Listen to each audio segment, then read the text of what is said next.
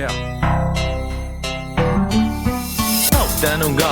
ချစ်ခဲ့ရတဲ့ easily ကျွန်တော်ကိုစာမတော်လို့သူစိတ်ထဲမှာမြင်မကြည့်ကုမ္ပဏီလေးခုပိုင်နဲ့သူ့အဖေကဦးဆိုဟန်ကွန်မန်တဲ့ကျွန်တော်ပုံစံကသူ့ရှေ့မှာဦးမကြိုးပြန်ခရတန်ရောက်တော့နောက်တစ်ယောက်ပြောင်းပြီးခိုင်ချိုထမ်းစားပြီးတော့လက်ကလေးစိတ်နဲ့ရှက်ကူးရှက်ကန်ထိုင်ငိုခဲ့စိတ်ဆိုးပြီးဆိုစကားမပြောဘဲမဆိုင်တယ်လို့နဲ့သူ့ကိုလည်းကျွန်တော်ချစ်ဆုံးရီးစားလို့ပိုင်မဆိုးခဲ့တက်ခဲ့တဲ့ရှစ်တနေ့ကဆန္ဒလင်းမုံစားစင်းကြီးစောင်းနေခဲ့တဲ့သူပြန်မလာမချစ်လူနဲ့တဘာဝဆန်းတော့လည်းမခံမာတင်သူတွေမကောင်းလို့ကြောင်းပြတ်တော့လေကျွန်တော်တယောက်တည်းပြန်မာပြင်းဒီလိုနဲ့ကိုယ်တိုင်ရောက်တော့အေးသက်ခိုင်းခံမသိကျွန်တော်နဲ့ရဖြစ်သူတယောက်တည်းဘေးထွက်ထိုင်သူ့အကြောင်းကိုစဉ်းစားမိရင်တွေးမရက်နိုင်